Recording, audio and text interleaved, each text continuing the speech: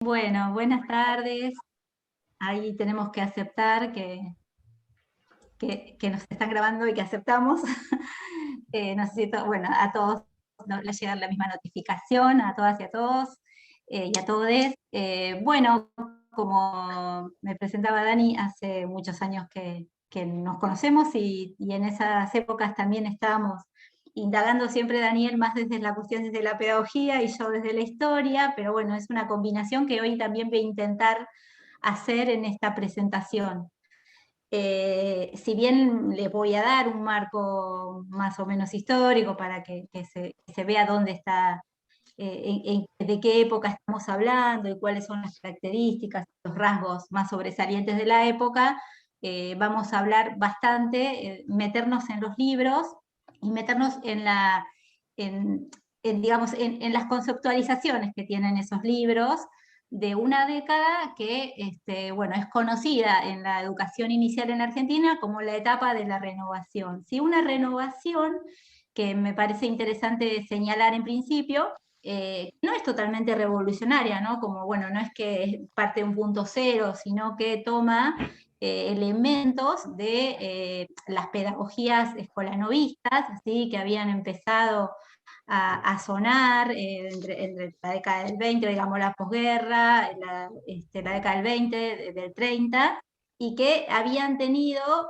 como más resonancia en algunas experiencias específicas. ¿Sí? La escuela nueva también es una, Marcelo Caruso habla de la escuela nueva como no como un movimiento homogéneo, sino como un conglomerado, digamos, bastante difuso, una configuración donde se fueron dando experiencias pedagógicas a nivel mundial, y por supuesto también en nuestro país, que tenían por ahí en común algunas cuestiones, pero que también tenían muchas diferencias en relación a los marcos conceptuales, a las concepciones que tenían acerca de la sociedad, digamos, a los fines también que tenía la educación, pero sí habían tomado como común todas estas pedagogías, estos movimientos, la cuestión de la centralidad del niño, del sujeto infantil en la experiencia, ¿no? Como protagonista de alguna manera de la experiencia. Igual un poco vamos a poner en tensión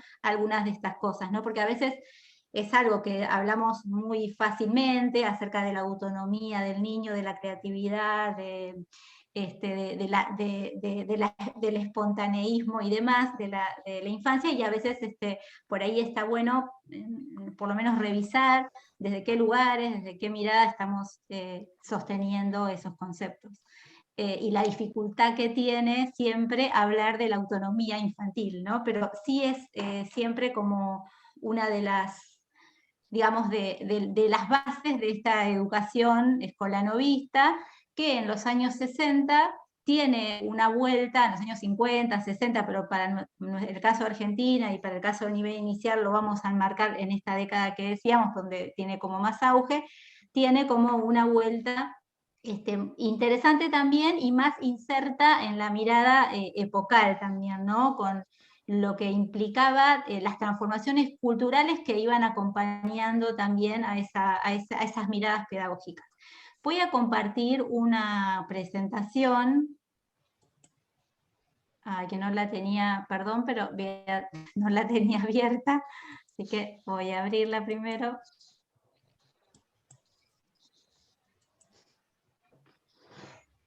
Ahora, una pizarra.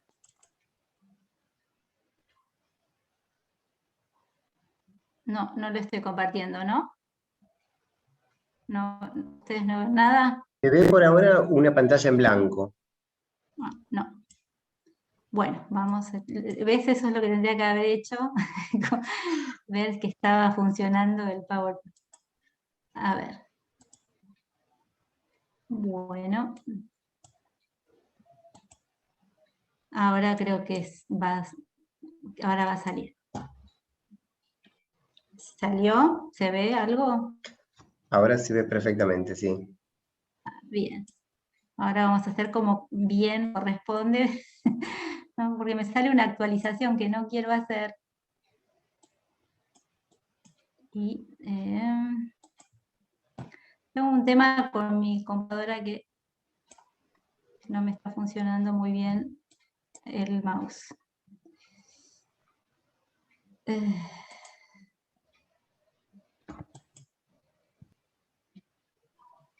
Bueno, disculpen que esto es paciencia, porque no logro abrir el PowerPoint de nuevo.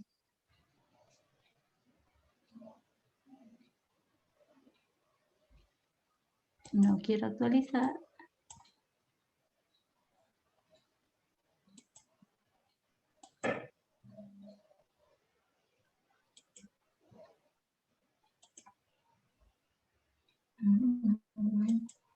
Bueno, mientras voy hablando, porque si no quedo ahí con el hueco que estoy buscando algo que no encuentro.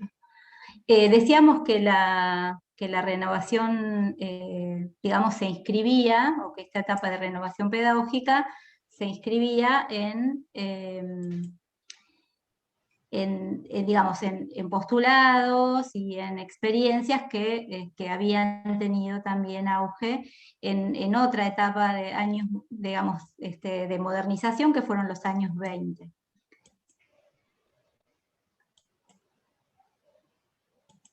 A ver si puedo. Ahí lo abrí otra vez, pero no sé si ustedes lo ven. ¿Se ve bien? Sí, se ve ve? perfectamente. Sí, yo creo que si ahora vos tocás Bien. el icono de la computadorita que está abajo a la derecha, se va a Sí, maximizar y lo sí, podés ir es a pasando. donde no estoy llegando. Sí, es a donde ¿No, no no estoy está a la llegando vista porque tuya? mi computadora... Probá de No, tocar porque tengo un F5, problema. Esta computadora no... la tecla Ay, F5 a veces produce ahí el mismo está. efecto. Ahí va, Listo. listo. Genial. Sí, sí. Perfecto, ahí No, estamos. mi computadora tiene una banda transparente que no me deja ver en el abajo, así que no, el margen de abajo no puedo verlo nunca. Bueno, este es el título, así que no voy a hacer como mayores apreciaciones. Decíamos que, bueno, que en esta mirada histórica, por ahí estaba bueno poder decir, bueno, cuáles eran, por lo menos algunos, ¿no? Algunos cambios sociales, políticos, culturales que estuvieron resonando en esta década particularmente, y tomo un poquito principios de los 70 porque hay una continuidad que después sí empieza a ser como más disruptiva en todos los terrenos y en el terreno pedagógico también, hacia mediados de los 70. Una de las cuestiones, digamos, que atraviesa esta década, y que, bueno, por ahí es algo que todos saben y conocen, pero tiene mucho que ver con el protagonismo de lo político y sobre todo de las transformaciones, ¿no? Sí, de revueltas y revoluciones que estaban en consonancia también con un mundo que por entonces era un mundo bipolar, ¿sí? El mundo de la posguerra, y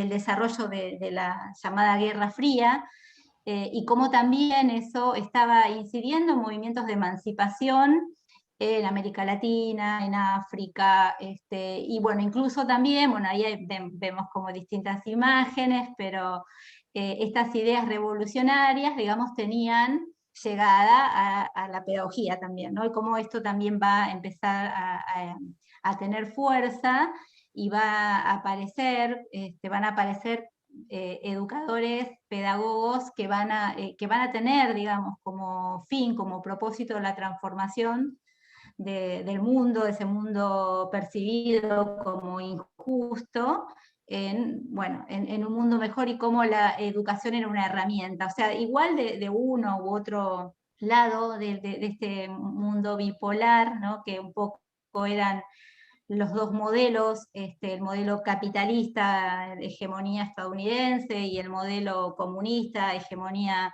de la Unión de las Repúblicas Socialistas Soviéticas, bueno, ponen también en tensión estos movimientos que van a ser movimientos sociales, donde va a tener muchísima participación la juventud, y esa juventud va a ser la que también va a estar interpelando a un sujeto infantil nuevo y diferente. Y en esto sí va a haber una diferencia con aquellos años 20 y 30 de los que hablábamos. bueno, acá en las imágenes son imágenes que tienen que ver con nuestra América Latina, en el caso de la Revolución Cubana, Freire, Che, el Cordobazo, ¿sí? En Argentina, un movimiento también popular, donde participaron obreros, estudiantes y gente del pueblo, en contra de las medidas de gobierno y fundamentalmente en contra del autoritarismo, en este caso del gobierno de la llamada Revolución Argentina, encabezada por Onganía, Lanusse. Y también de esa dictadura tenemos la Noche de los Bastones Largos también como ¿no? Como una intervención directa de la policía en los ámbitos universitarios con el objeto de reprimir. Por otro lado, también tenemos todo lo que significó el Mayo francés, y también, si nos venimos para América Latina, bueno, todo lo que fue el primer gobierno socialista en Chile en el 73 de Allende. Entonces ahí tenemos como bastante más mira, yo como acá no puedo.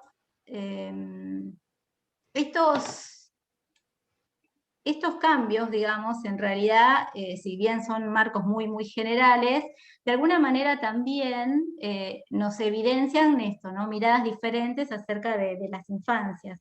Y eso da lugar a poder dar debates pedagógicos también que se enmarquen en estos nuevos sujetos más activos, más cuestionadores del orden social. Hay algo ahí también que tiene que ver con ese clima cultural.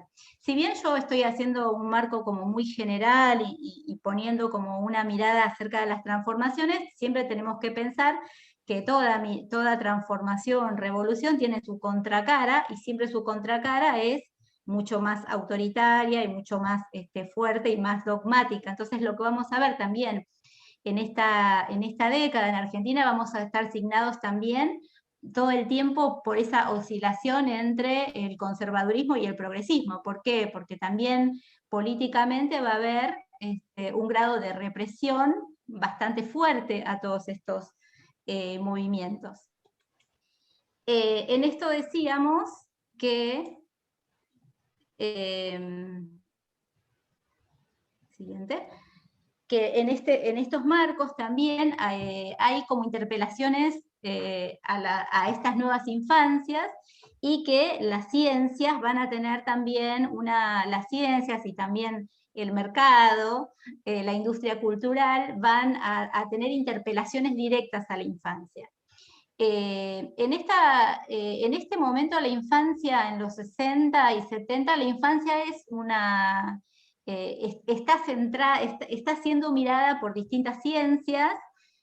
Fundamentalmente, bueno, va a haber como un desplazamiento de esa mirada pedagógica hacia la mirada de la psicología, sobre todo la psicología del desarrollo o la conocida psicología evolutiva, y también los aportes del psicoanálisis, que también, bueno, van a poner también ahí en tensión y van a aportar también acerca del proceso el psicodesarrollo, el desarrollo psicosexual de los niños. Digo, van a aportar ahí una perspectiva también, la psicología profunda.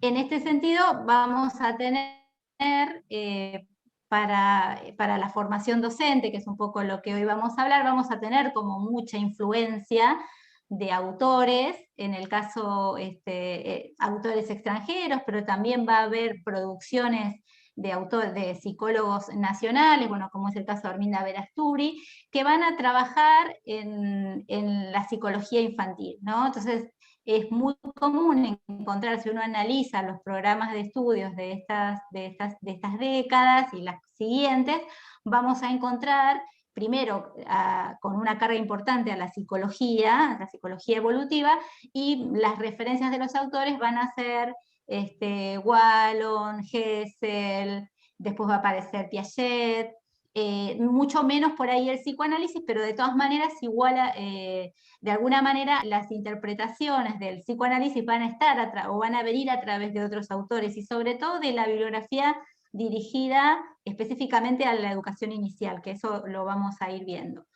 En esta época decíamos también, donde los padres de las décadas del 60 y 70, digo, en marcos generales, ¿no? Pero hay una tendencia de estos padres de esas décadas a pensar en la crianza de sus hijos desde otros parámetros, ¿sí? Menos autoritarios o menos represivos que los de sus padres, y en todo caso, lo que va a haber es una fundamentación buscada en las ciencias. Fundamentalmente, la fundamentación va a estar en esto que decíamos, muy cerca del psicoanálisis, muy cerca de la psicología evolutiva y de la pediatría, ¿no? Como esos saberes de la salud, digamos, de la salud mental y también de la salud física, que van a estar en torno a esa mirada de la crianza de los niños. Esto, por supuesto, que no va a afectar a todas las clases sociales, ¿no? Estoy haciendo rasgos muy generales, va a tener mayores incidencias en los sectores urbanos y las clases medias altas, ¿no?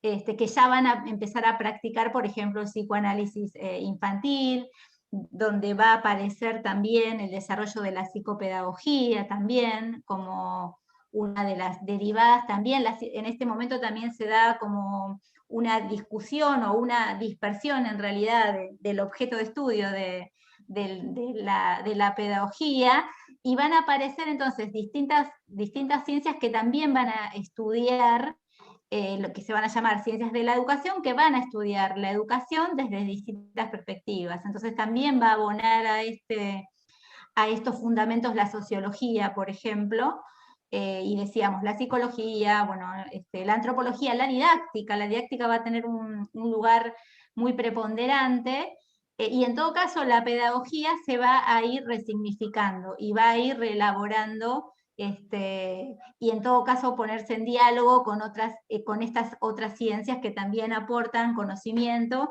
acerca del niño, y los contextos, y fundamentalmente del niño y la escuela. Por otro lado, también vamos a tener todo lo que es el mercado, que también va a estar apelando desde una concepción de niño consumidor, digamos, ¿no? Que ya toma decisiones acerca de qué decide ver, y también de una industria cultural bastante idealizada y pensada en ese sentido. Por eso, bueno, uno de los productos más fuertes de la época, si bien no nace en la época, pero está ahí, está en su momento de auge, es la industria de Disney, y fundamentalmente, bueno, todo lo que tiene que ver con el desarrollo de los dibujos animados. Y si nos ponemos a mirar en el caso argentino, vamos a ver también un desarrollo muy fuerte de los programas infantiles. También en este momento es cuando nace la televisión, y la televisión destina franjas horarias a distintos públicos, ¿no?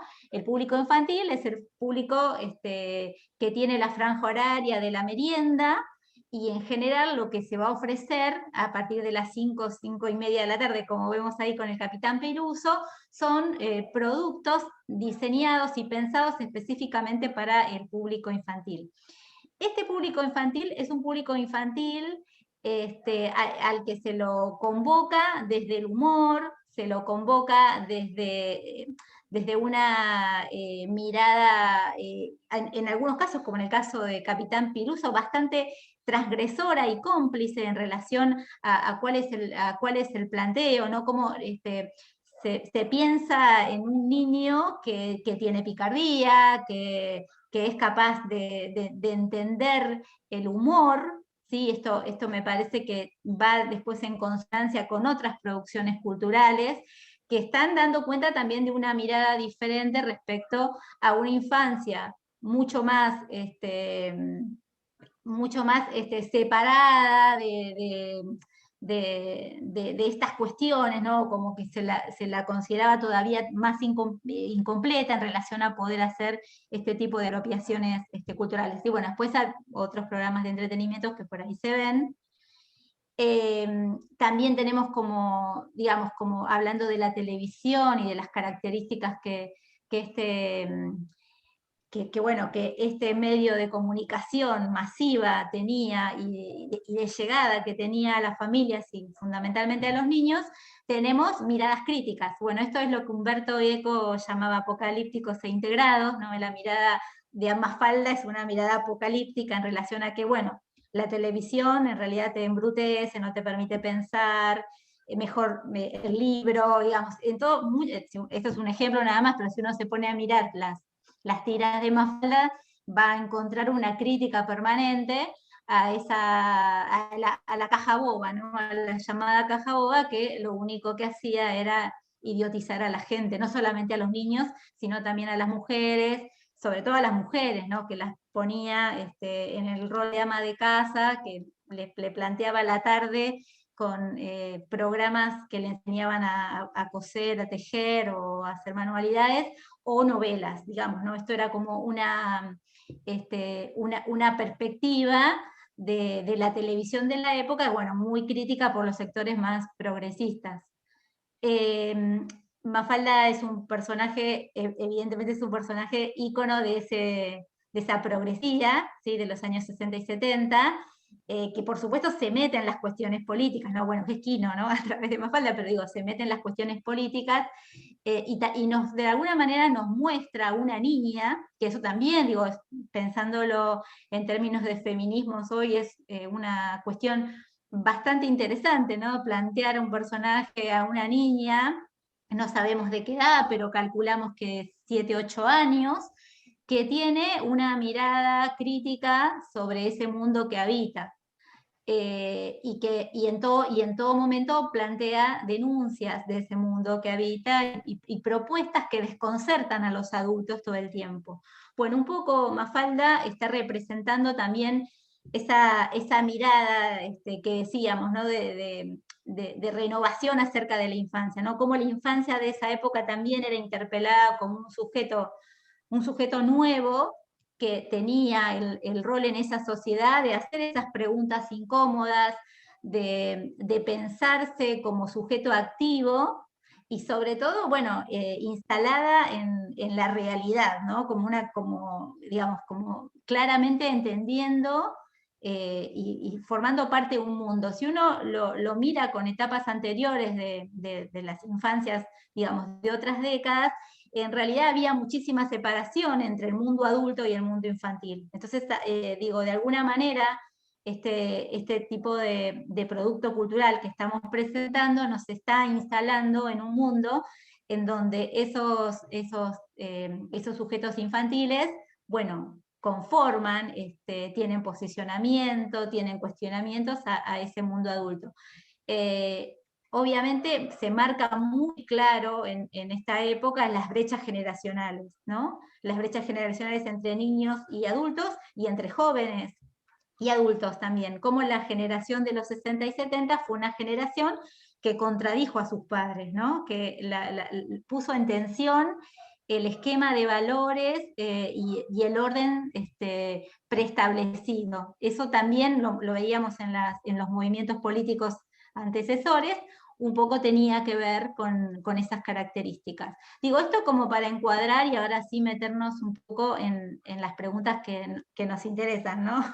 ¿Por qué se habla de renovación pedagógica en el nivel inicial? O qué era, que era un poco lo que anticipaba en principio, bueno, que esta renovación también, bueno, hay que mirarla, por eso no me animo a llamarla revolución tampoco, y lo pienso más en términos de renovación por estas cuestiones, porque en realidad hay un enganche con las tradiciones, ¿no? que vamos a ver que continúan. Bueno, por ejemplo, cuando se inicia el Jardín de Infantes de la Argentina, bueno, se inicia también en base a modelos bueno, que son producidos en otros países, ¿no? En el caso de Argentina, bueno, toma el modelo froeberiano, pero traducido desde la mirada norteamericana en realidad, ¿no? Es como un modelo que ya estaba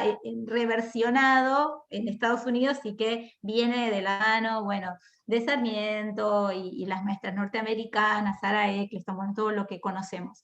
Bueno, en esta etapa, que sería como, como una segunda etapa, lo que vamos a ver es que otra vez aparece Estados Unidos como ese lugar en donde estamos mirando la pedagogía de la época. El libro que tienen ahí para mirar, que lo tengo por acá, que es un libro que, bueno, que obviamente lo tenemos que citar, porque fue el libro, a partir de este salieron distintas versiones de lo que fue la experiencia de la renovación pedagógica de los 60. Digamos, de alguna manera, esto de Wilsey Stegman tuvo su correlato después a fines de la década del 50 y principios de la década del 60 en experiencias que no fueron del todo homogéneas también.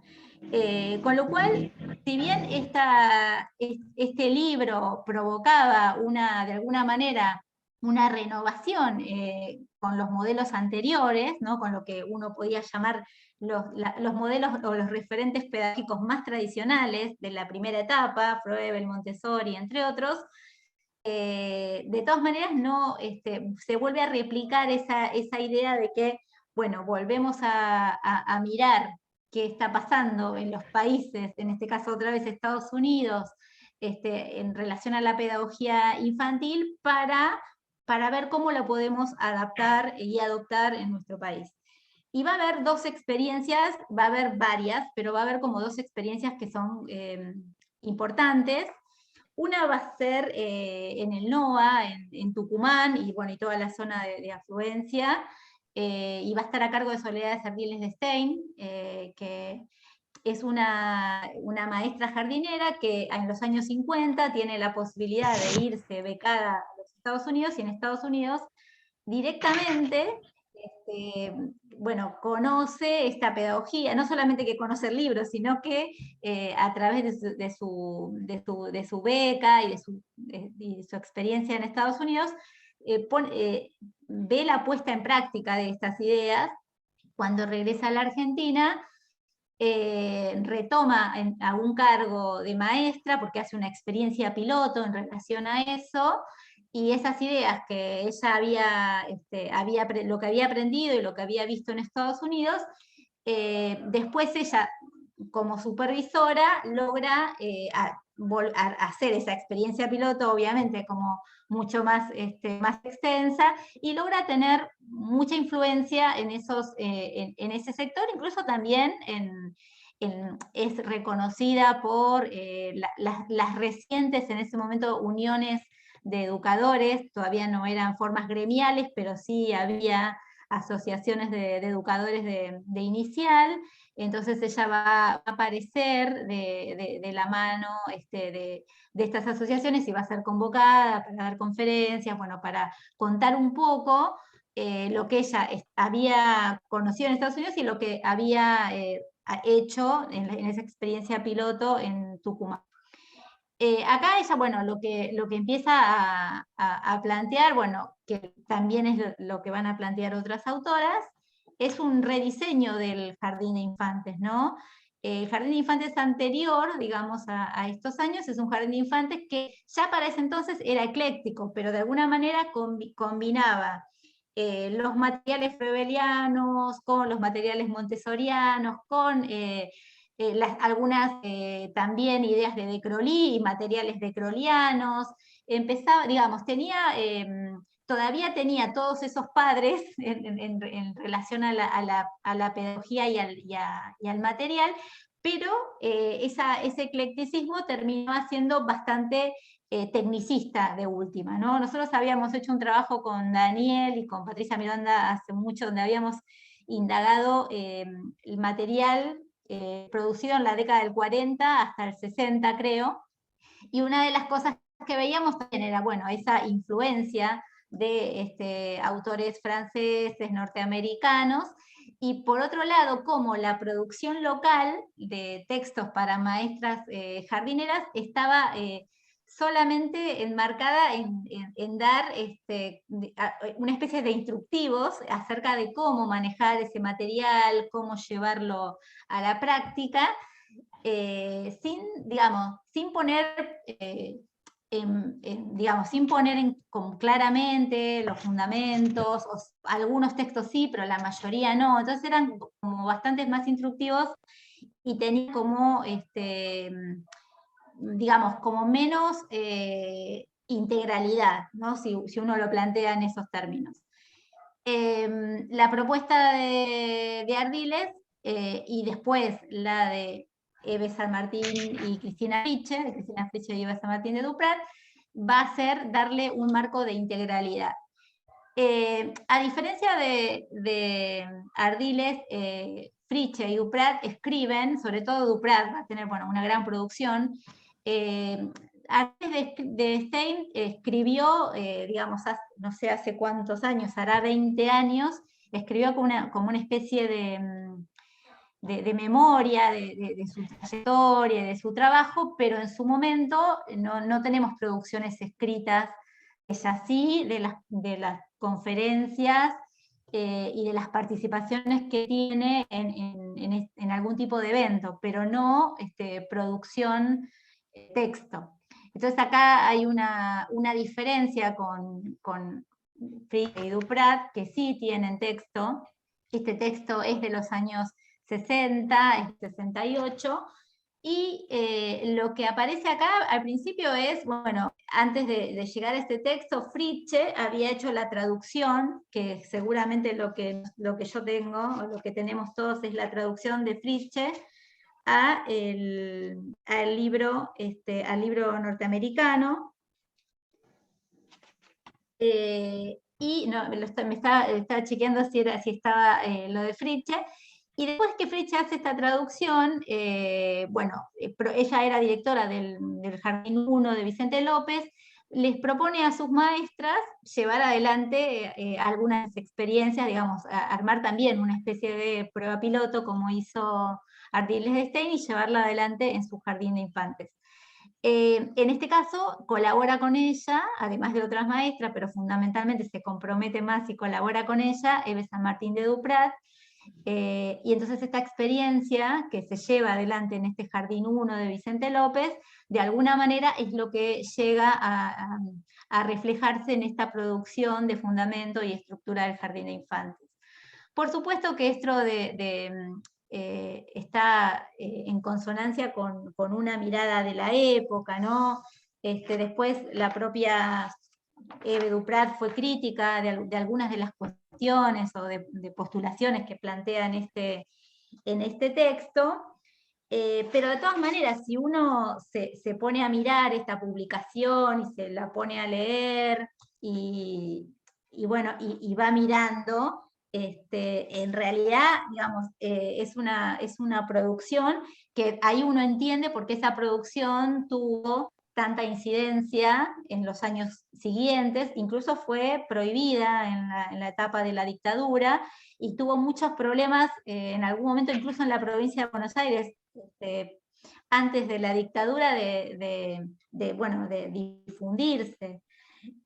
Un poco porque en esta publicación Fundamentos y Estructura de Infantes es una publicación de las pocas que hay, porque en la década del 60 tampoco aparecen tantas publicaciones argentinas, quiero decir, del Jardín de Infantes. Aparece otra más, que es la de Germani, que es Teoría y Práctica del Jardín de Infantes, otra de Marta Salotti, que es de Infantes, y que en esa publicación Salotti incorpora los textos de Vera Peñalosa inéditos que ella había delegado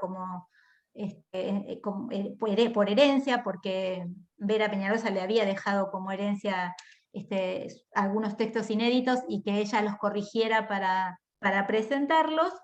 Pero de todas maneras, de estos tres textos, el que rompe más los esquemas va a ser ¿sí?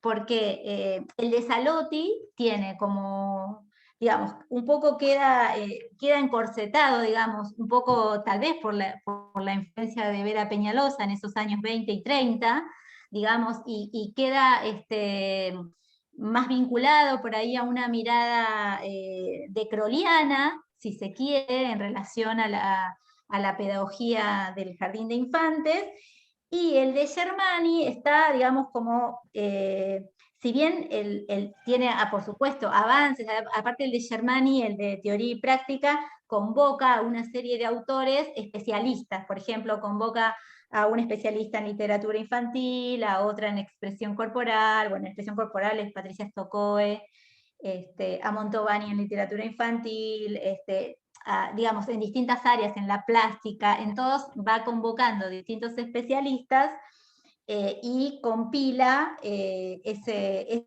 libro. Sí tiene por ahí una mirada, el de Celia Germani, que por ahí habría que como ir analizando algunos elementos. Sí tiene una mirada que uno podría enfocarlas de una sociología modernizadora, ¿no? Donde fundamentalmente hay una mirada sobre un tipo de familias, estas familias urbanas y modernas, y más que nada, digamos, está pensando la función del jardín de infantes como un proceso de individuación y socialización, ¿no? Igual eso va a recorrer a todos los textos de esta época, ¿no?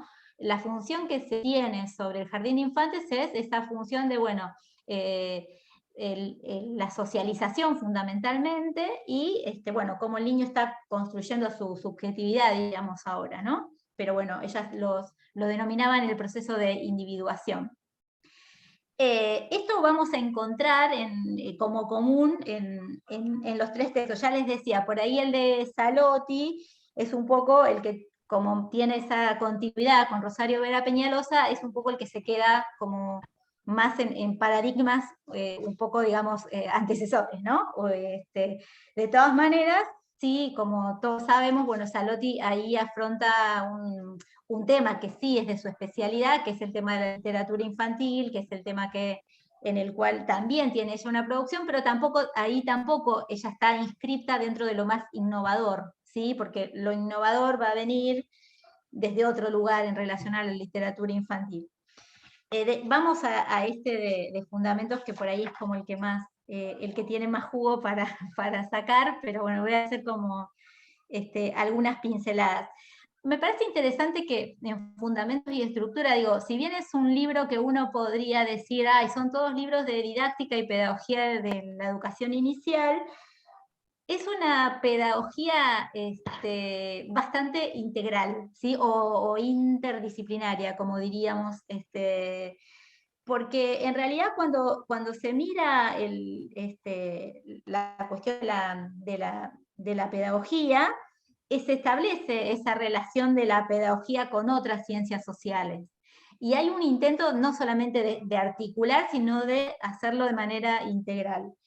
Me parece interesante porque también ellas toman como creo que igual todo lo de la época, como una mirada muy prospectiva, ¿no? Como muy a futuro. Esto que decíamos, bueno, hay una interpelación a una infancia diferente, a una infancia nueva, moderna y transformadora, y ahí aparece en todos los casos esa utopía o esa mirada prospectiva acerca del futuro, o esa interpelación de mirar al niño y su porvenir, ¿no? Esa mirada atenta al futuro. Y también me parece como interesante, bueno, por supuesto hay una vinculación muy fuerte con el escolanovismo, y fundamentalmente a través de un eje que va a ser fundamental y que va a atravesar la educación inicial de los años 60, que es el juego, ¿no? El juego va a ser como el tema más convocante y más polémico también, que va a aparecer en todos los textos de esta época. El lugar adjudicado al juego en el jardín de infantes parece interesante porque ahí se discuten cosas que, bueno, por ahí todavía seguimos discutiendo en relación al juego de la enseñanza. Ahí aparecen estas inquietudes también. y por supuesto unas propuestas, porque si algo tienen, que lo que caracterizan a estas producciones es que tienen una propuesta didáctica clara, ¿sí? No es solamente una mirada de la pedagogía, sino que hay también una instrumentación de esa mirada. Bueno, y obviamente también hay esto que decíamos, hay una mirada que integra lo sociológico también a la sociedad, y entonces va a haber un desarrollo importante en relación a cómo se vincula la institución con otras instituciones, ¿no? Con cómo se vincula con la comunidad, con el contexto, con las familias, por supuesto. Y en relación a la maestra o a la mirada que se tiene sobre el docente, también me parece que tiene una mirada también que transforma de alguna manera, o que va perfilando otro rol de la maestra jardinera, en relación a que la piensa, primero, bueno, como intelectual también, que eso es un montón para esa época, ¿no? Como con una mirada de que es necesario siempre conformar grupos de trabajo, que es necesario investigar, estudiar. Esto aparece en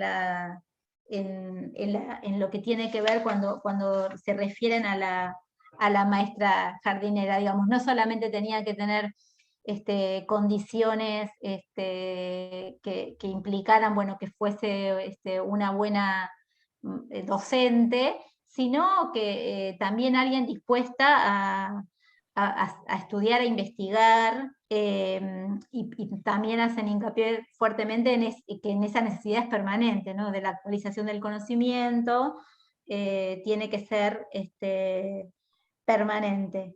Hay por ahí alguna frase que me parece como interesante también para integrar a esta idea de este docente en la realidad, que dice así: no se trata de pensar en el educador como en un sabio al que se le exige gran caudal de conocimiento.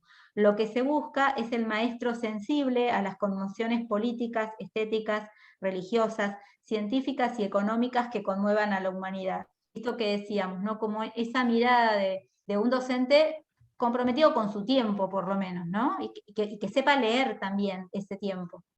Por eso digo, es un texto de los que sobresalen en esa mirada.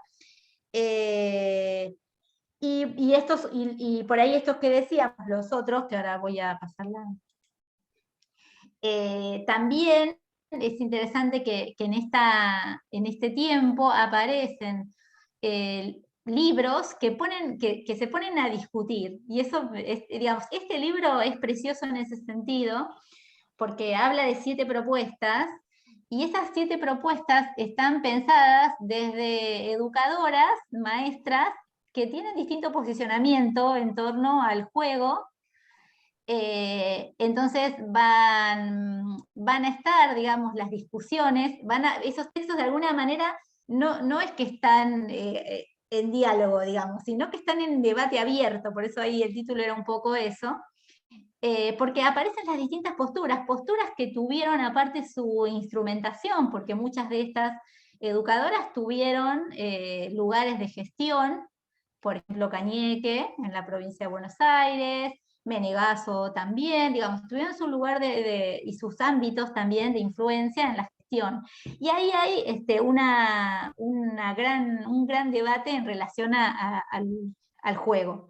Entonces aparece propuestas de juego-trabajo, el juego libre en rincones, pero sobre todo a mí lo que me parece interesante es que ya a toda esta cuestión, el juego no es una instrumentación de la didáctica, sino que hay una discusión conceptual acerca del juego. Y ahí me parece que, bueno, que esto también es algo muy representativo, y este libro, que no lo tengo en libro, voy a buscarlo en Mercado Libre, lo tengo así buscándolo, pero es como interesante hacer ese análisis de las 7 propuestas, que son diferentes, y eso es también lo interesante de esta mirada.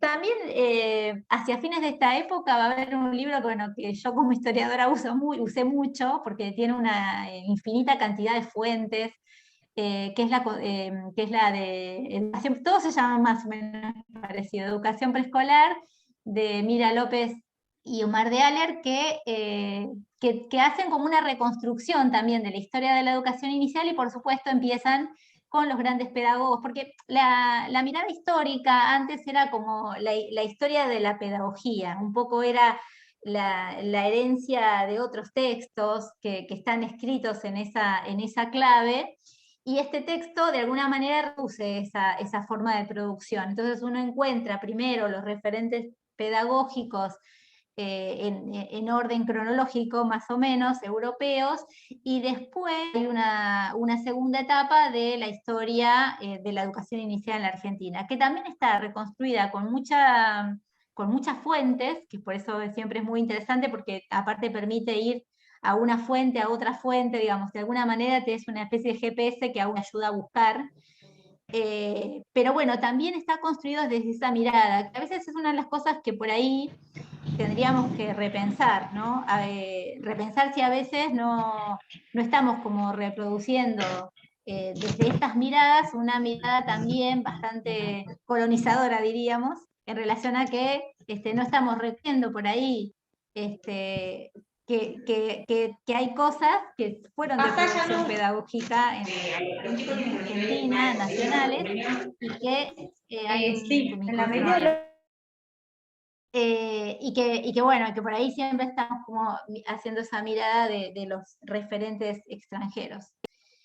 Después les quería compartir, digamos, hablando de esta época de renovación pedagógica, en esta época decíamos, escriben maestras, decíamos que escribía Soledad Ardiles de Stein, que escribía San Martín de Duprat, y lo interesante de eso es eso, ¿no? Cómo se escribe desde la experiencia, que bueno, que por ahí es algo que también se nos fue perdiendo y que a veces se está recuperando un poco con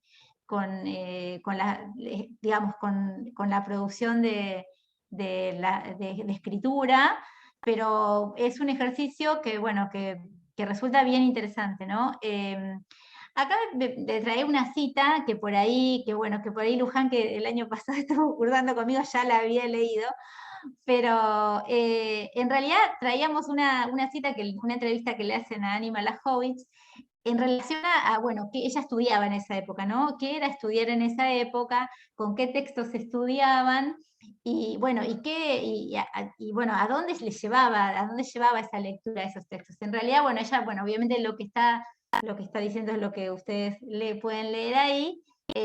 Un poco decía bueno, que había una lectura de esos principios escolanovistas, ¿sí? Que venían de los años 20 y 30, y que cuando esa relectura estaba, digamos, de alguna manera esa circulación que decimos que aparece y de la propia producción de las maestras y que empieza a tener llegada en los profesorados, de todas maneras la diferencia entre lo que ellas estudiaban y leían en el Instituto de Formación y lo que pasaba en la escuela normal por aquel entonces, y lo que pasaba en las escuelas, en los jardines donde decía todo seguía siendo una enseñanza tradicional. Que bueno, que a veces es un poco lo que nos suele pasar todavía en los espacios de formación, que por ahí estamos como discutiendo pedagogías y miradas y perspectivas que bueno, por ahí cuando vamos a mirar las prácticas, todavía hay cuestiones muy residuales que bueno, que nos hacen ver como que estamos bastante lejos de lo que creíamos, más de lo que creíamos. Entonces un poco en estas citas, Malachowicz bueno, nos decía esto, ¿no? Como también fue un desafío para esas maestras jardineras de la época que ya que ya habían empezado a cambiar su discurso en transformar realmente las salas, ¿no? Eh, entonces, esta aparición toda esta discusión acerca del juego, la aparición del juego-trabajo, cómo en estos espacios los chicos tenían posibilidades de decidir dónde jugar, en qué sector, con quién a veces, y cómo. Todo esto, bueno, era una renovación para esos jardines que decíamos todavía mantenían algunas prácticas de otras épocas residuales. Y un poco lo que Ani ahí nos trae es la importancia también, que es muy, muy de la época, de la planificación, ¿no? Como todo esto tenía una organización, había una estructura didáctica que permitía, esta estructura didáctica del juego de trabajo permitía tener objetivos, plantear las actividades, los recursos, y a pesar de eso, digamos, todavía era resistido, a pesar de que estaba claramente instrumentado, era resistido en los jardines. Entonces dice, por ahí, bueno, ella ahí nos da algunas ideas de que se recaban por ahí. Por ejemplo, de Crowley dice, no es un poco por esto, un poco la idea de renovación, no es que todo revolucionaba el jardín, sino que algunas ideas y algunas propuestas pedagógicas, por ejemplo, de Crowley, estaban inscritas en esa nueva estructura didáctica. Bueno, y en esta otra cita también un poco la planificación, y un poco también lo que yo decía al principio, esta idea de que la psicología tenía un lugar fundamental en la planificación, en los objetivos de la educación inicial, y que todo esto de alguna manera, Hessel, bueno, Piaget y demás, iban organizando las áreas que reflejaban los objetivos que se iban a alcanzar en las actividades que se hacían en el jardín. Entonces ahí un poco lo deben conocer, pero estos libros antiguos solían traer una planificación a modo de parrilla. Yo creo que tengo uno que tiene una parrilla donde no me acuerdo si es donde aparecen esos objetivos y esas áreas. No sé si se los puedo mostrar, pero es como... No se va a ver. Pero bueno, para cada sección es una parrilla que está en uno de estos libros. ¿Vieron? Así, bueno, así más o menos planificaban las docentes para las secciones. No, obviamente que no van a leer nada de esto, pero por ejemplo, dice el área de la vida social y emocional, el área de la salud física, el área de la vida intelectual y el contacto con la naturaleza, el área de la estética, bueno, nada, distintas. Esto de alguna manera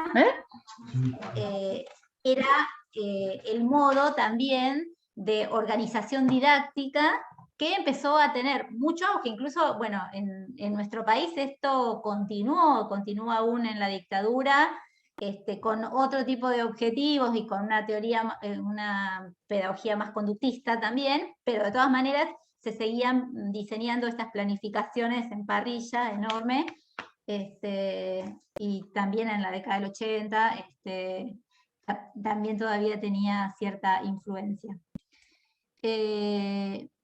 ¿Alguna otra? Bueno, también un poco cuando les presentaba la diapo al principio, alguna de las lecturas de la época era la pedagogía de Freire, y por esto decíamos, ¿no? Connotada de esa mirada transformadora de la realidad y de las prácticas, y sobre todo comprometidas con los sectores populares, ¿no? Con los más vulnerables. Y esto también es un momento muy interesante de la época, que de alguna manera también rompe con esa mirada anterior del jardín de infantes bastante sesgado, bastante elitista.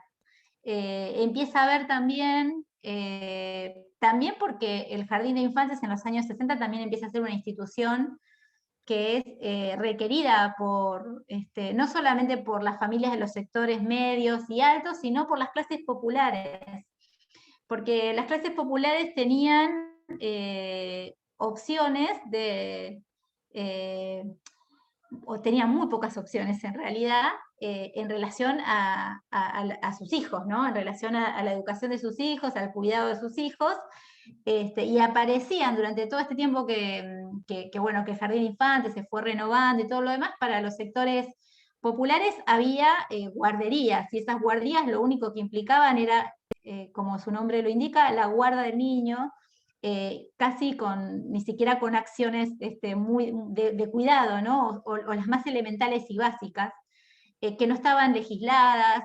Pensemos que los primeros reglamentos de guarderías, por ejemplo, en la ciudad de Buenos Aires, que era como el distrito que más guarderías tenía, es del 69, después hay otro del 71, son reglamentos muy, muy básicos como de comercio, ¿no? Que poco cuidado tienen con los niños, ¿no? Entonces ahí aparece también hacia fines de los 60 otras discusiones que van a estar involucradas en esa mirada digamos, comprometida con los sectores populares. Y entonces vamos a ver que aparece el jardín maternal, o la discusión acerca del jardín maternal en relación a toda esta diversidad de demanda, no solamente la demanda de los sectores medios y altos, que también habían tenido modificaciones en sus modos de crianza, en su manera también de establecer las familias, los roles, porque la mujer también estaba más involucrada con actividades por fuera del ámbito doméstico, y entonces también requería de instituciones para sus hijos, pero los sectores populares mucho más, digamos, y eso no estaba reconocido en ningún espacio, y estaba todavía fuera de las políticas públicas. Las políticas públicas, por eso les decía, si uno se mira aunque sea a ver qué política pública hay un reglamento en el 69 y uno en el 71, o sea, todavía faltaba mucho para que fuese un tema, el cuidado por lo menos de los niños y de las niñas. Entonces aparece esta idea del surgimiento de la educación anterior al jardín de infantes, o sea, para tomar de 0 a 3 años, o de 0 a 2 sería, y ahí aparece otra vez la discusión acerca de si eso se puede llamar pedagogía, eso es pedagogía, qué tipo de pedagogía es, y aparecen ahí también referencias a otros países donde esto se empezó a hacer, pero sobre todo aparece la experiencia, y por eso digo que por ahí cuando volvemos a la historia, por ahí está bueno reescribir desde la experiencia. Hay acá otra vez la cito Ani, pero la experiencia de una guardería que en realidad se transforma en un jardín maternal, que es un CAF, que termina, digamos, bueno, que terminan por la dictadura, ¿no?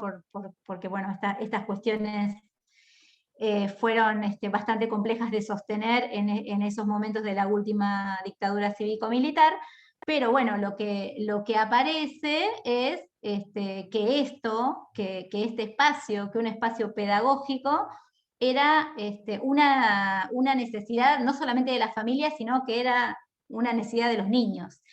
Y lo interesante de todo esto es poder ver cómo en este marco, en un marco digamos, precario, que ni siquiera está dispuesto a dar esa discusión, se llevan adelante experiencias que van van haciendo producción pedagógica al mismo tiempo que acontecen. Así que ahí me parece como muy interesante. Yo después les iba a dejar unas recomendaciones de lectura, si quieren, de la época.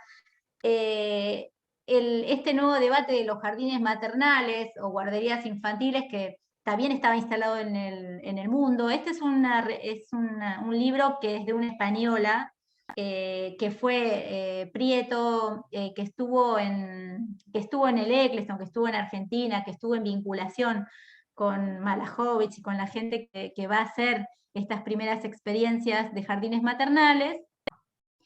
Y bueno, para cerrar podríamos decir que el Estado toma, digamos, posicionamiento en relación a esta problemática de la presión infantil menor de 3 años, en 1973, durante el gobierno de Cámpora, se da la discusión de 3 proyectos de ley que son tratados en el Congreso, y hay uno de ellos, el partido oficialista, el Frejuli, que termina siendo aprobado, pero bueno, después nunca, después por toda digamos, todos los conflictos políticos internos y externos, etcétera, no termina de ser reglamentado, entonces queda sin vigencia. Pero bueno, sí se puede tomar como antecedente que recién en el 73 hay una intención, una política pública que va a dar cuenta a esta problemática, ¿no? Problemática que va a seguir abierta y que sigue abierta hasta nuestros días, donde también todavía la ausencia de políticas públicas integrales todavía continúa, ¿no? Digo, si bien hice un repaso como muy acotado sobre esto, la bibliografía, me parece que me pasé, pero decíamos, acá también se repite esto ya en los 70, con el jardín maternal, que la bibliografía que se aporta es también de la experiencia, o sea, las autoras, que son Duprat, Volodarsky y Malachowicz, hacen una presentación, y incluso es muy lindo el libro porque ellas hacen diálogos, hacen preguntas y discusiones entre ellas acerca de cuestiones que son interesantes para pensar la pedagogía del jardín maternal. Y no solamente la pedagogía, sino la integralidad, digamos, como institución, como políticas de Estado, etcétera, que aparece en este libro, que bueno, que también, ¿no? por la conflictividad también de los años 70, es un libro que queda en el olvido, que después es reeditado y conocido para la década del 80, ¿sí? Pero en realidad es también escrito en esa experiencia.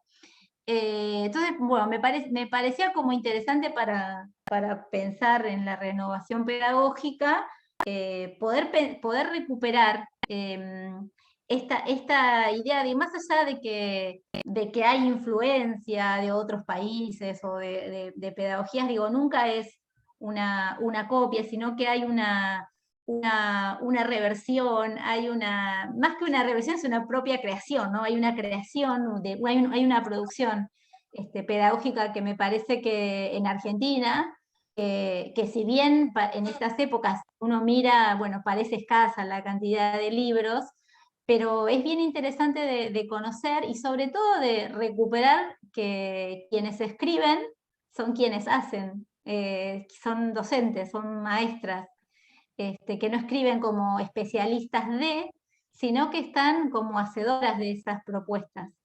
Y que esas propuestas van cada vez más articulando contenidos de otras ciencias, y fundamentalmente, bueno, van consolidándose como propuesta pedagógica, ¿no? Teniendo fundamentos, teniendo esta visión utópica que decíamos, un paradigma desde donde se posicionan, que eso me parece que es lo que aparece, por lo menos en algunos, no todos, de estos textos de los 60, bueno, que algunos quedan encorsetados en la visión más instrumental, ¿sí? De la didáctica, y otros, a pesar de que tienen propuesta didáctica, están avanzando en la pedagogía. Me parece que eso, o en todo caso, entendiendo a la didáctica también como una cuestión política, de transformación, digo, instalándola en un paradigma no meramente instrumental. Bueno, por acá, por hasta acá llegamos porque yo me pasé de la hora que dije. Si tienen, bueno, la bibliografía que tengo para recomendarles de un texto de Carly Miranda, que está en La memoria de la infancia, que habla justamente de estos años. Ahí está nuestro texto, pero es de la etapa anterior, que escribimos con Daniel y con Patricia. El texto de Mónica Fernández Páez, y Ani Malajovich, que hace también un texto también interesante en torno a Eve San Martín de Duprat, y después otro texto que hizo Eve San Martín de Duprat directamente ella, que también me parece que lo hizo en los años 90, y me parece interesante también conocerla desde su mirada crítica sobre sí misma, ¿no? Ella va a denominar que esa época de los 60, y si bien fue de gran avance, también quedó obturada por esa mirada psicologizada de la infancia, que por eso ella después en los 80 está como más metida en la pedagogía crítica, entonces ahí puede integrar mucho más el paradigma con la perspectiva pedagógica. Bueno, hasta acá dejo de compartir, así los veo.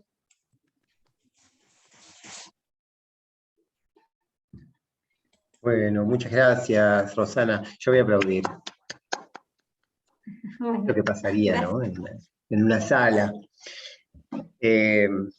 No, bueno, fuera de la emulación del encuentro presencial, interesante, me hiciste pensar en la mirada a veces un poco idealizada y simplificada que se tiene sobre el concepto de renovación pedagógica, ¿no? Sobre todo en tiempos en los cuales se nos venden versiones de la renovación pedagógica muy atadas a la ideología de mercado, ¿no? En la que la renovación pedagógica consiste en aplicar el blend learning o no sé qué cosa, y entonces historizar es una manera de complejizar y de ver que un proceso, digamos, de renovación de las ideas demanda todas estas capas subterráneas de discusión, de apegarse y sacudirse las influencias, de circulación de ciertos textos, etc. Entonces que ya solo por eso complejiza un objeto que viene siendo banalizado, ¿no? Me gustó mucho el recorrido por Mafalda, además, y por esos textos, digamos, que formaron parte de la formación de personas de a lo mejor de una generación anterior a la nuestra, pero que los usaban mucho en el profesorado, etcétera. Nosotros ya nos tocó estudiarlos un poco como reliquia, pero que tienen su peso fuerte, ¿no? Particularmente, ya sabés, el de Stageman y Fundamentos y Estructuras, que son dos libros que nos pueden seguir diciendo muchas cosas, ¿no? Pero bueno, si les parece, abrimos entonces a la circulación de quien tenga ganas de hacer algún comentario, alguna pregunta, o lo que sea. Rosana, también por fines de los 60 comenzaba la lectura en Latinoamérica de Freire, ¿no es cierto? Con esta escuela nueva y demás. Sí, sí, claro. Igual Freire tiene como distintas etapas, ¿no? Como hay una etapa de Freire que cuestiona, digamos, que cuestiona la institución escuela, que no es únicamente de Freire, digamos, tiene que ver con la etapa donde se producen las teorías de la reproducción, las teorías sociológicas de la idea de la escuela como aparato ideológico del Estado, esa mirada. Pero bueno, Freire, por fuera del sistema, está trabajando en esas ideas. Por eso Ani Malajovich lo cita, digamos, lo cita también como formación, aunque obviamente hay que también que tener cuidado, porque eso no quiere decir que es una generalización, digamos, ¿no? Que la experiencia de Ani en su formación no se puede replicar a todas las experiencias formativas de la época, pero sí estaba dentro de los sectores que querían la transformación social, digamos, más involucrados bueno, en el caso de Freire, incluso con la Iglesia Católica, pero digo, tercermundistas, etcétera, sí había digamos, esas ideas que estaban de alguna manera dando cuenta de que bueno, que este sistema escolar estaba reproduciendo las desigualdades sociales, y eso también implicaba revisar no solamente las cuestiones estructurales, sino revisar las prácticas, los vínculos, digamos, cómo nosotros como educadores nos comprometemos con esas cuestiones. Y ahí aparece, por eso aparecía ahí en la mención de Ani, y por supuesto en Argentina tiene influencia hasta, sobre todo mucho en la educación de adultos, no tanto en inicial, pero sí en la educación de adultos. Va a haber un programa de la década del 70, el programa CREAR, que va a estar vinculado con una, digamos, va a estar, incluso Freire viene a la Argentina en esos años, en el 73, y va a estar vinculado con esa perspectiva. Sí, en Argentina Freire al principio va a tener más influencia en todo lo que son en las prácticas por fuera de la escuela, o lo que antes se llamaba el sistema no formal, que ahora no se llama más así, pero de todas maneras, como bien lo plantea Ani ahí, había lectura de Freire, digamos. No sería generalizada, pero había algo en ese sentido.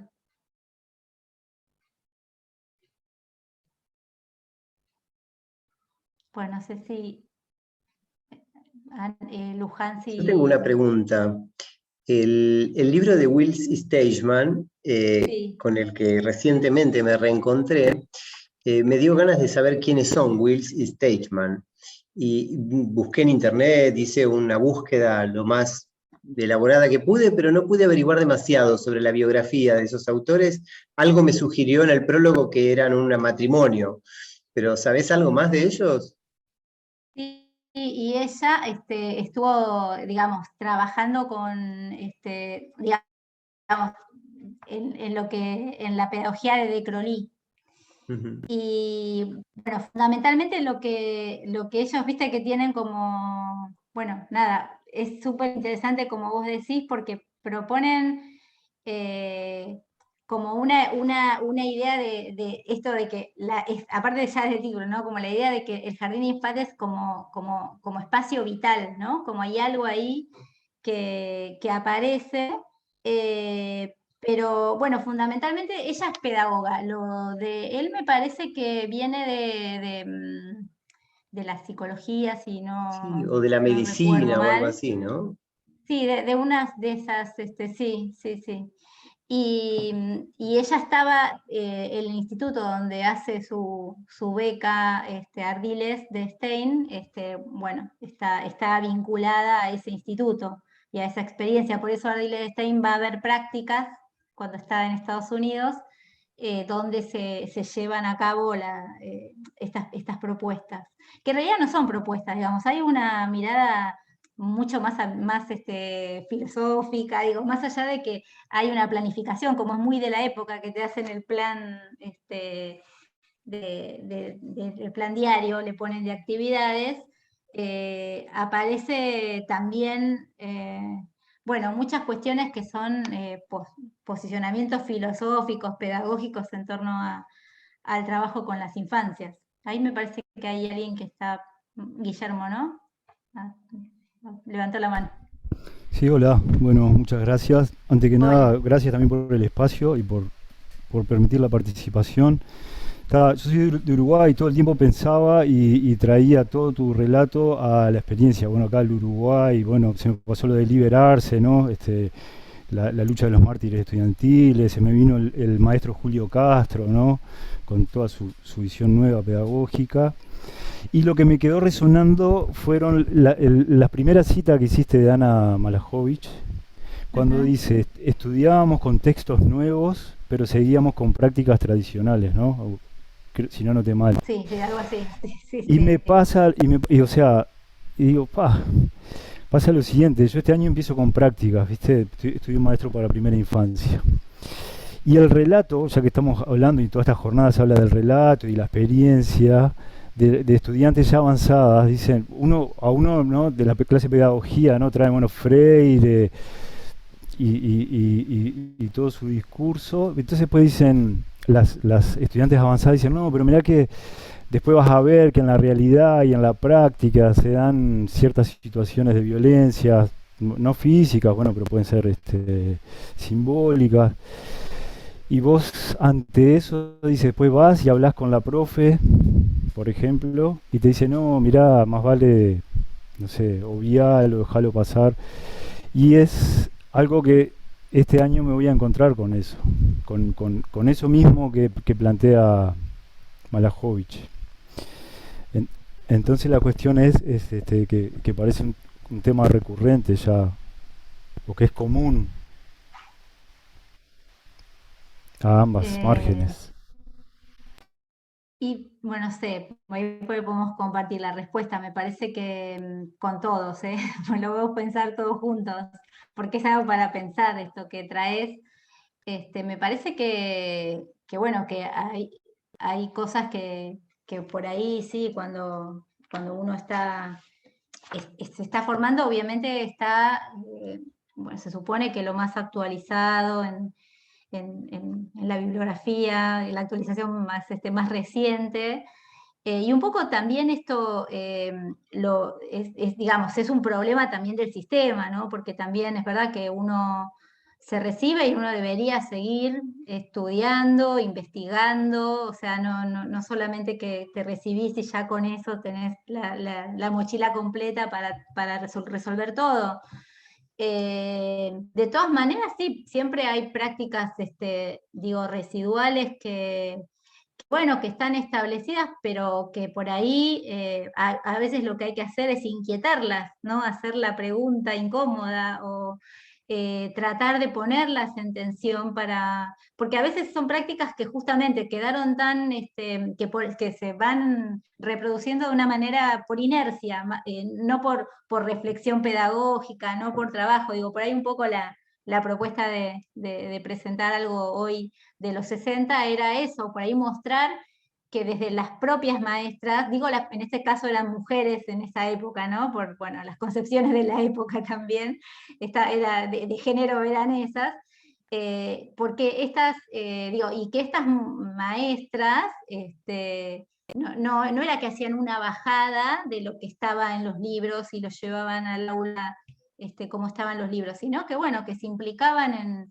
en ese proyecto, le ponían el cuerpo, y no solamente que le ponían el cuerpo, después lo analizaban, lo evaluaban, reflexionaban acerca de lo que había pasado, y que es un poco lo que todos los docentes, por ahí esa sí sería la herramienta que todos tenemos que tener, ¿no? Es esa posibilidad, esa amplitud para poder mirar nuestra práctica, digo, ¿no? En términos de que, bueno, nos vamos a castigar, uy, porque esto me salió mal o qué sé yo, sino, digamos, para seguir aprendiendo y seguir produciendo, porque también somos productores en ese sentido. Por ahí no hay una producción que quede en un escrito, pero bueno, mejor, queda en la vivencia, en la experiencia de ese grupo con el que trabajás. Yo creo que por ahí la diferencia a veces tiene que ver con una cierta comodidad, a veces de repetir cosas por repetirlas, y si todos convenimos en que la educación siempre tiene que estar a la altura de los tiempos, y bueno, si repetimos prácticas que son no estamos a la altura. Incluso este momento es un momento desafiante, porque ahora no estamos igual, ni que antes de la pandemia, ni que igual que porque primero que no estamos en pospandemia, ¿no? Pero estamos en una zona rara. Hoy, digamos, estamos obligados a repensar nuestras prácticas, digamos, ni hablar del vínculo pedagógico, digo, hay millones de cosas en las que lo que sí parece como fundamental y que por ahí no sé si todas las instituciones tienen espacios de conformar grupos de estudio, de reflexión, para que uno pueda, porque digamos, no quedarse solo en esa mirada, ¿no? O sea, de estar acompañado. Me parece que eso estaría bueno, sobre todo, digo, pensando este tiempo que es tan, que no tenemos, a ver, no tenemos guiones para para este momento histórico.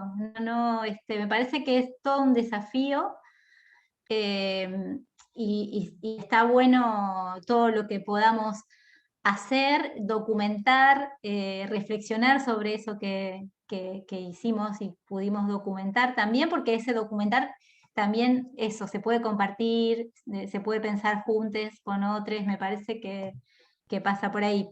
pero bueno, también es cierto por ahí que lamentablemente en las instituciones, no sé cómo será en Uruguay, pero bueno, el maestro estaba muy solo, digamos, estaba solo con su grupo, digamos, ¿no? Cómo las instituciones después generan otras posibilidades Sí, para trabajar así. y el maestro Miguel Soler también, él decía que acá se había perdido el hábito de ir llevando un registro después de la jornada, digamos, de aula, que volver a retomar eso, ¿no? De escribir, retomar la práctica por escribir. Entonces, tomando ese ejemplo, bueno, y un poco, no sé si respondiéndome, pero este año voy a llevar el registro de la práctica. Muchísimas gracias. No, gracias a vos. La verdad que nada, me parece que no sé, Dani, Moni, si quieren, pero me parece buenísimo digo,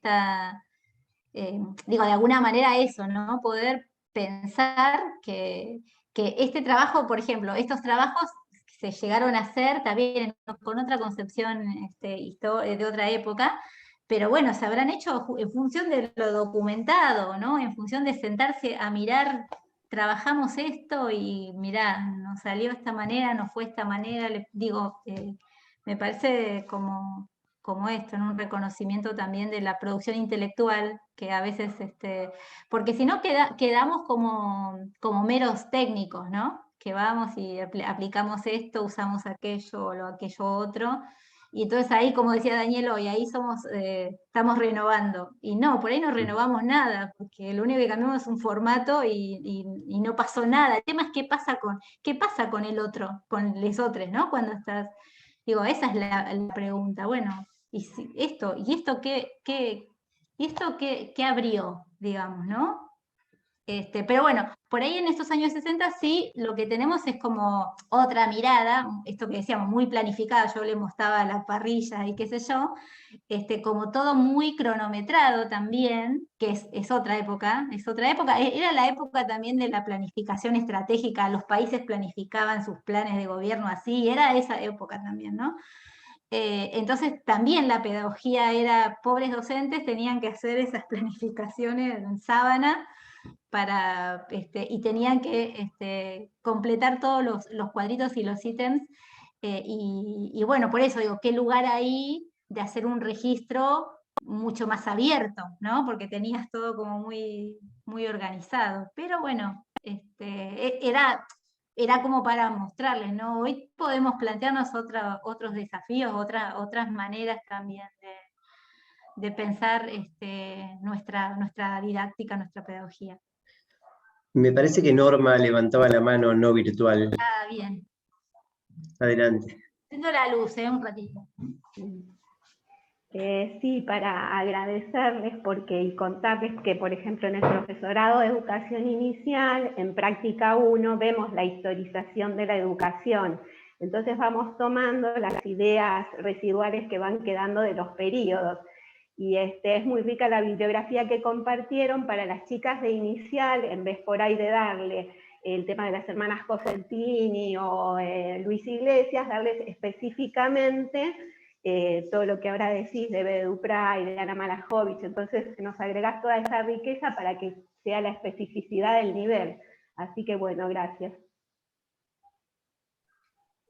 Bueno, de Bueno, acá nada. estamos intercambiando libros, en el chat, estamos pirateando PDF de escolanovistas de gracias. principio de siglo, que es algo que, como sabéis, es lo que más se Lo trafica bajamos ya. en el ciberespacio.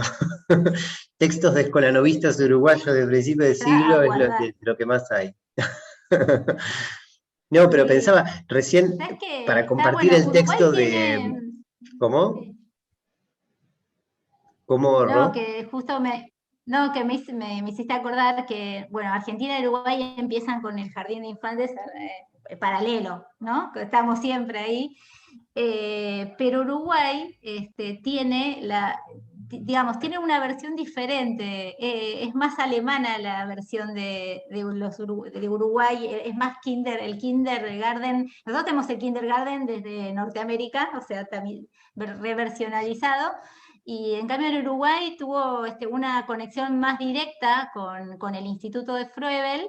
Entonces los primeros jardines de Uruguay, tuvieron tuvieron más la impronta filosófica froebeliana que nosotros con la versión norteamericana la hemos la hemos perdido. Yo digo, llega como el pragmatismo norteamericano, como más en términos de qué sé yo, de instrumentación, de los dones, los ejercicios y qué sé yo. En cambio, la mirada más filosófica, que era, a mí me parecía muy interesante de Froebel, en Uruguay tuvo como esa...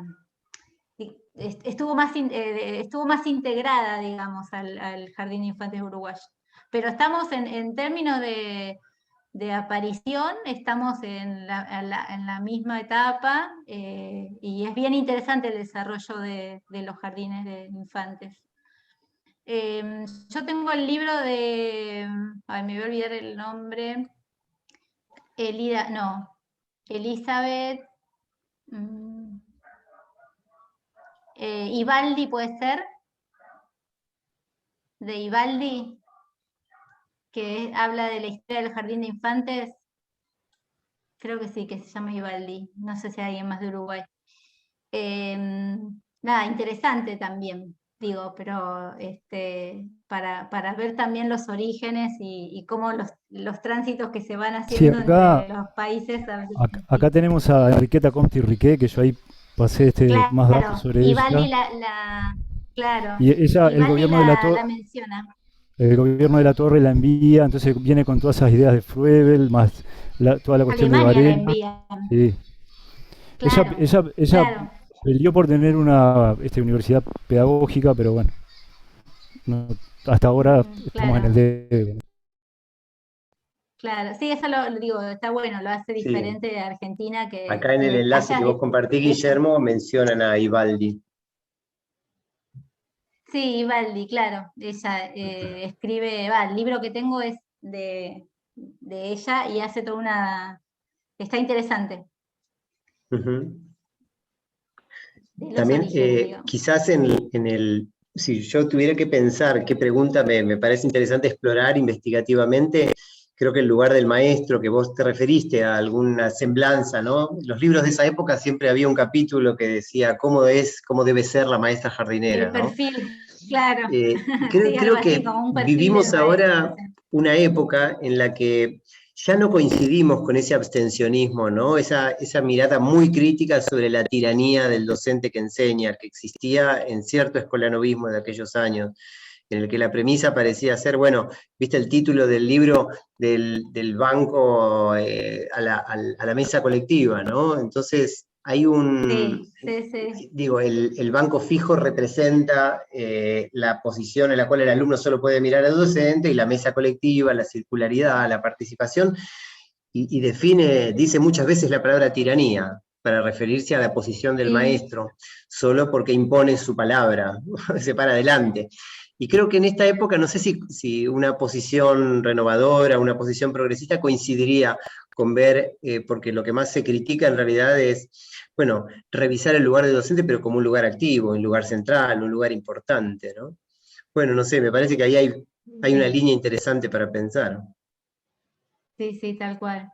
Sí, y un poco, viste que la pedagogía crítica reivindica eso, justamente diciendo, bueno, pero el lugar del docente es justamente garantizar que la enseñanza, garantizar que accedan al derecho a la educación. Entonces ahí no es un lugar meramente observador o como digo, ¿no?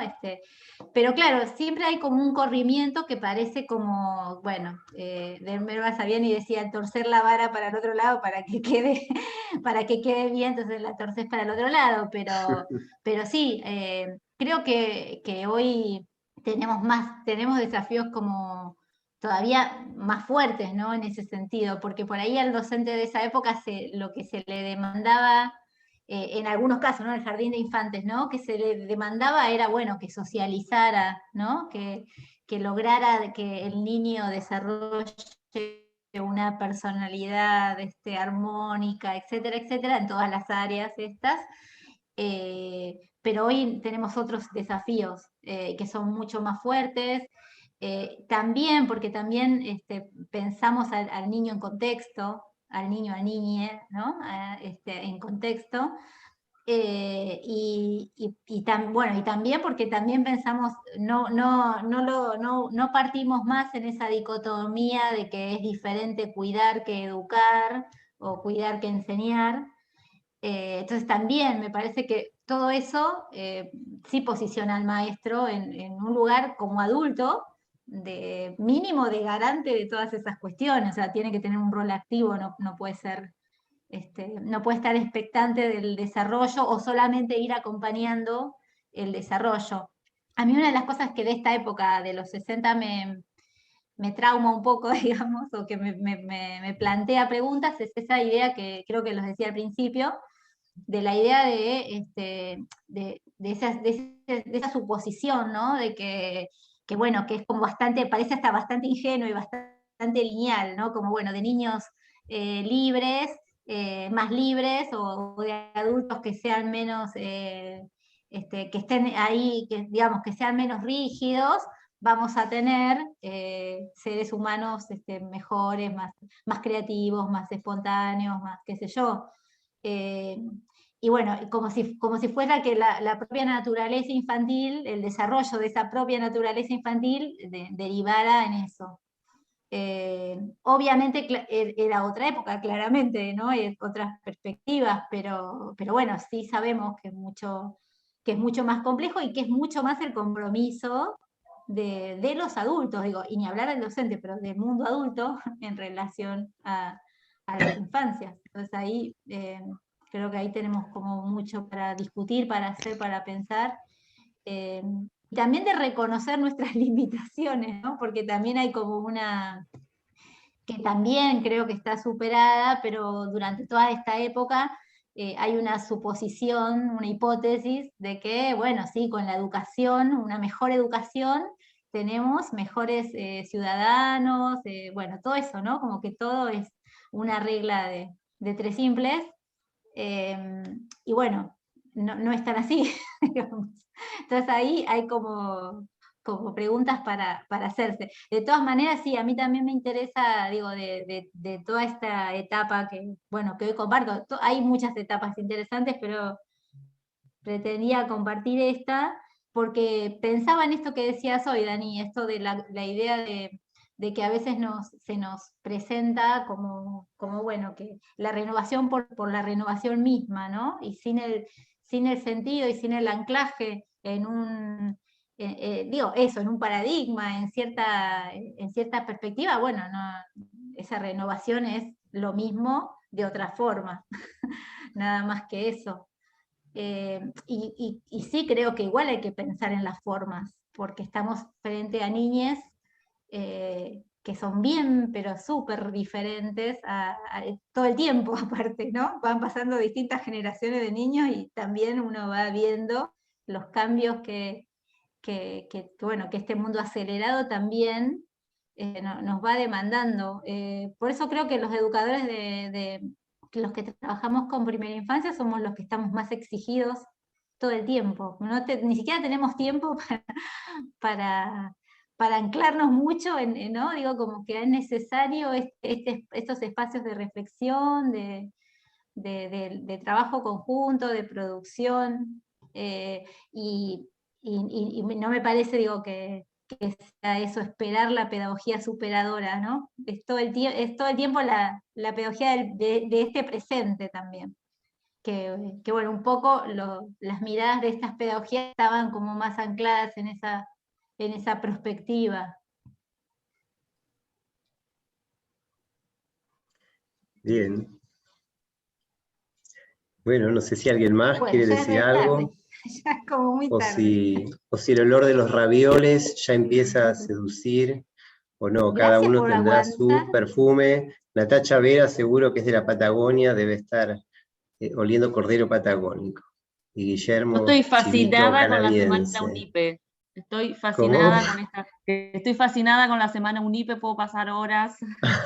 Muy La bien. verdad Qué que lindo. propuestas maravillosas. Bueno, qué lindo encontrarnos acá en los pasillos virtuales de la UNIP.